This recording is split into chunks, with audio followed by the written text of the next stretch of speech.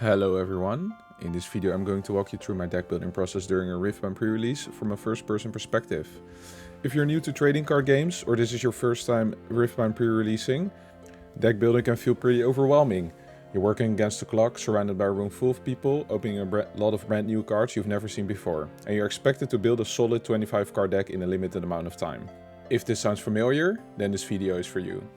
Throughout this video, I'll be talking you through my entire deck building process and sharing the tips and habits that have helped me over the years to build a deck within the time limit, get the strongest deck possible from the cards that you open, and avoid some of the common mistakes players make during their sealed deck building.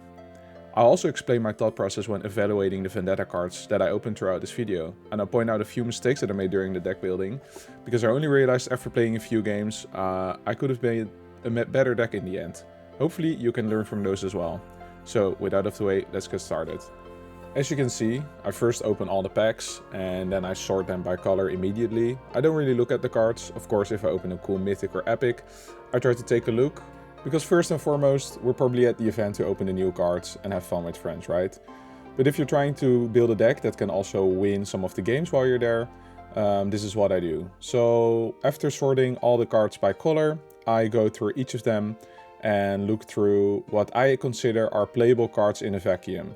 So as you can see, I selected about 5 yellow cards, of which I think are playable without having to enable them through synergies or, you know, only when they're good in certain situations. So you saw the 4-cost 4-might, which if you play it from hand, you can cycle 1 yellow and it stuns an enemy unit.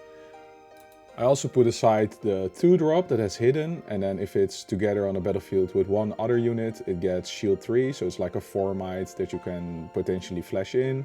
My idea was to build a Shen deck because it was actually the only legend I opened, and besides Shen I also opened 0 champions, so I felt like I was pretty stuck in playing Shen, so yellow-green were locked in, but I still go over each color. You can see that I put away purple pretty quickly. I felt like there were not enough cards that synergized with the plan I was going for, which was holding and putting 2 units on one battlefield. Orange I felt like was my strongest color.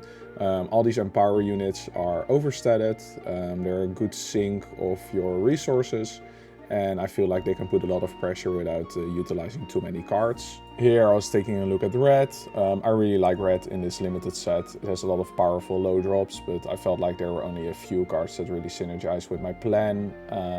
Here was my friend asking about certain cards, if they were playable or not. That's also I really like about pre-releases, that you're just with friends, everyone is just exploring the new cards, everyone's discussing like, hey, should we play this, can we play that, is this card bad, is this card good? And sometimes at the beginning you say, oh, this card is really unplayable or it's really strong, and then after playing a few games with the cards you're like, I really overestimated this card or I underestimated this card, and then you can go to the second pre-release, let's say the day after, and you have a lot of new information that can really influence the way you build your deck. For example, yesterday I think I overvalued some of the units and I undervalued some of the spells. So in the video you can see I am now putting my cards down based on cost, and I'm making a split between units and spells. At this point I already decided that the colors I was gonna play are yellow, green, so I can play the Shen legend. And then I added orange because I felt like it had the highest density of good units and good spells. Overall, I think my pool had a very low amount of spells that I felt like were playable. I had, I think, 0 removal spells, no bounce spells, no kill spells, no damage spells, except I think the red one that says if you discard something it deals 5. So that was pretty underwhelming. What I do here is I put all my cards on a curve. This helps me visualize and see how many cards I'm playing that I can play in the first or second turn, how many cards I'm playing that are kind of considered bombs, which can end the game, which are often also higher costed. It shows me which color I need to play more of if there's like a lot of power costs within these units. Here you see me going over options again, because at this point I'm really not happy with the selection of cards I've made. So then I go back to the colors that I wrote off at the beginning and considering like, hey, did I fall into a trap of selecting a color that I thought was good, but now that I'm actually building the deck, it is a little bit worse than I thought. For me, organizing the playmat like this really helps me making these decisions, because you can easily swap between the colors that you are looking at. For example, now I'm building the deck, and if I think, well, maybe yellow is not the way to go, I can just put apart the yellow cards, put them back on their own section and add a different color and see what the deck looks like then. This really allows you to switch. It also keeps you open to different colors. I should be more vigilant about this, because sometimes if I'm locked into certain colors, I tend to stop looking at the different ones, unless the deck that I am currently building doesn't really look that impressive. At this point, I was just really sad with the amount of spells I could run. Like, I was pretty okay with the creatures I could run in this deck. You see all the Empower units on 4, you see the Empower units on 3. I feel like those are super well statted.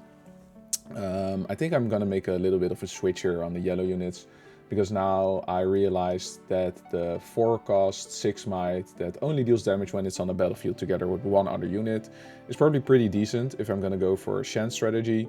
I still put it on the side here. I'm considering like my options. I now put in a wolf for 3, because when I read it, I thought, oh, you can easily empower this for a pretty decent cost. But after realizing that it's 3, then the next turn you go to 5 runes, and then it would still be empower 7. I didn't think it would fit in the deck I was building. You can see me put the 4-cost Sacred Protector to the side here instead of the Rasa, I think it's called. Oh no, I just looked it up. It's Masa. Because I figured, hey, this is probably a little bit stronger. Baseline, it's a 6 might, and then you can put a unit together with it, and it also attacks for 6. I only put 1 instead of 2, because this is one of the cards that on paper looks pretty strong, but it only works in certain situations. So let's say you're empty-handed, the board is empty, your opponent is empty-handed, his board is empty, and you top deck this 4-cost 6 might that essentially cannot kill anything they play. I think it's a bad card. It's really good if you can activate it or use it in the way it's supposed to, but if it, you know, is a top deck scenario, it's not really that impressive. For that reason, I chose only to run 1, because I also probably didn't want to have 2 ever in my opening hand. I also glanced over the Reluctant Leader, which gets +2 if you play another unit. Well, +2 this turn, which is pretty strong if you can make tokens, but I felt like I didn't make enough units for that to be impactful.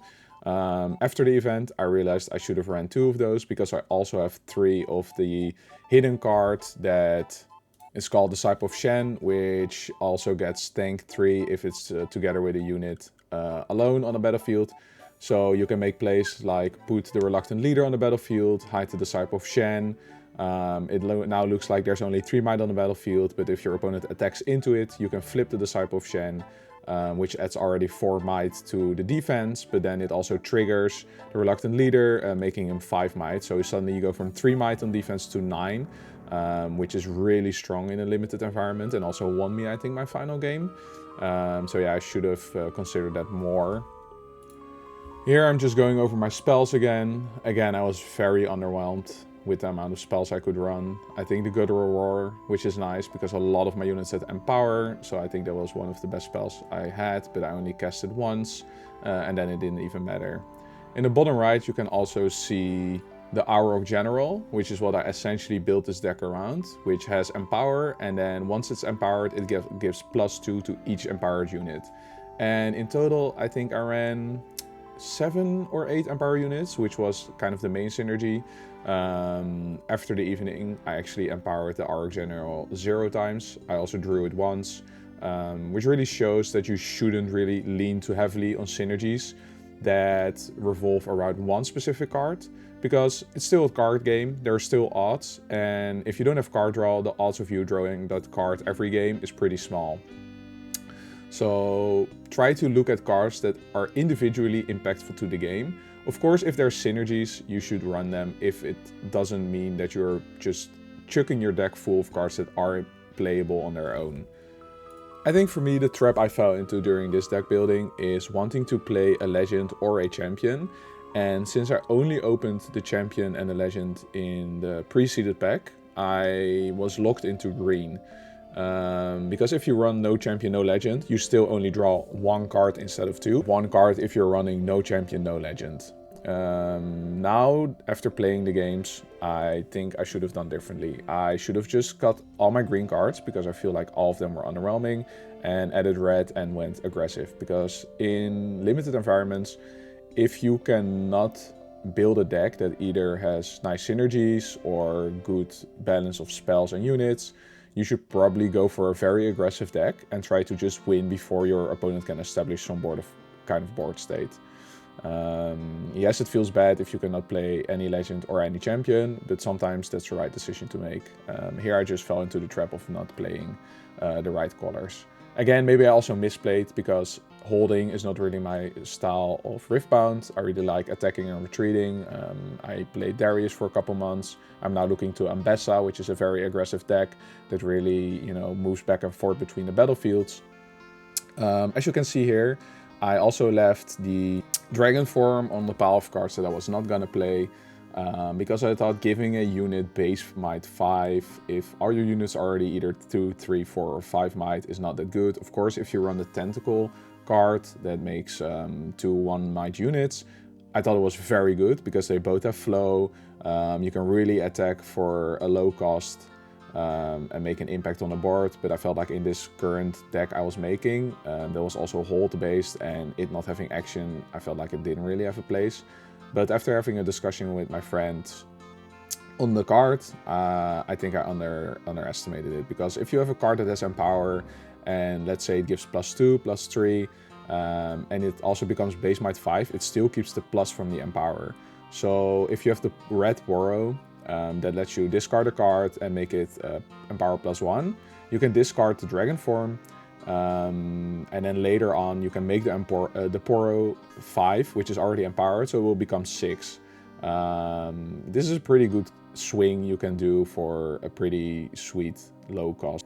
If you were looking at the footage, you could see I was dividing the cards by color and power cost. So this lets me determine how I need to divide my runes. So it may seem a little bit weird that I'm doing a 4-4-4 split in this case, because I have way more yellow cards than I do green and orange. But you also need to take into consideration when you want to cast the cards during the game. So most of these yellow cards were pretty end game, whereas the orange card that I was mostly casting was the 3-drop that has 1 orange in the casting cost, whereas some of the yellow cards were mostly either late game, they could be discounted, or it was part of the Empower, so you don't really need to cast it early in the game. For green, I just wanted to make sure that if I was going second, I would be able to play Shen the second turn. I think the split of runes was a mistake in the end. I didn't really have problems with it throughout the evening, but it was just very greedy. There were so many power cost units, and if you're just starting out, I would recommend just playing 2 colors, or at least you can play 3 colors, but only play 2 colors which require you to recycle your runes. This way you can make a nice balance and it doesn't really impact the way you curve out. I tried to keep this video short, but there are so many more things I want to talk about. If you do like this type of video, please let me know. I'm gonna record more POV footage. I will try to record another deck build with a different legend, and I will also try to record some Nexus Knight Constructed, or maybe even skirmishes. If you do like Riftbound content, leave a comment, a like, and try to subscribe, so it motivates me to keep doing this. Thank you so much, and see you at the next video.